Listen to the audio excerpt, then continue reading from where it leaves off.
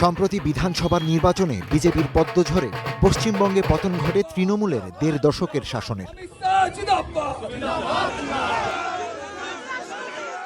আর ভোটের ফলের পর থেকেই ভারতের পশ্চিমবঙ্গের নতুন মুখ্যমন্ত্রী হিসেবে সবচেয়ে বেশি আলোচিত নামটি ছিল শুভেন্দু অধিকারী।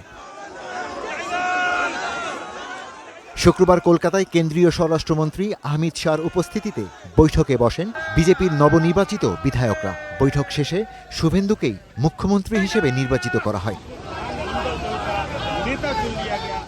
সেই ধারাবাহিকতায় শুক্রবারই রাজ্যপালের সঙ্গে সাক্ষাৎ করে সরকার গঠনের দাবি জানিয়েছেন শুভেন্দু অধিকারী।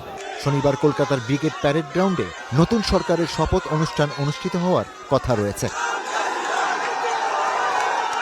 এবার বিধানসভা নির্বাচনে কলকাতার ভবানীপুর আসনে বিদায়ী মুখ্যমন্ত্রী মমতা বন্দ্যোপাধ্যায়কে ১৫,০০০-এর বেশি ভোটে হারান এই বিজেপি নেতা।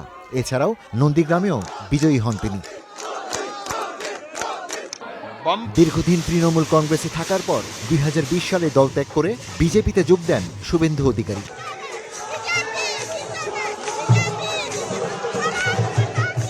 তবে ২০২১ সালের নির্বাচনে বিজেপি ক্ষমতায় না এলেও বিরোধী দল নেতা হিসেবে বিধানসভা এবং রাজপথ দুই জায়গাতেই আক্রমণাত্মক ভূমিকায় দেখা গিয়েছে শুভেন্দু অধিকারীকে।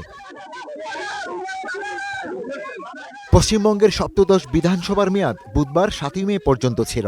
রাজ্যপাল আর.এন. রবি বিধানসভা ভেঙে দেওয়ার বিজ্ঞপ্তিও জারি করেন। তবে মমতা আগেই জানিয়েছেন তিনি ইস্তফা দেবেন না, কারণ তার দল হারেনি। আমরা তো হারিনি যে যাবো, হারলে আমি যদি শপথ দিতে যেতাম তাহলে আমি রেজিগনেশনটা করতাম। Ishtiaq Hossain, star news.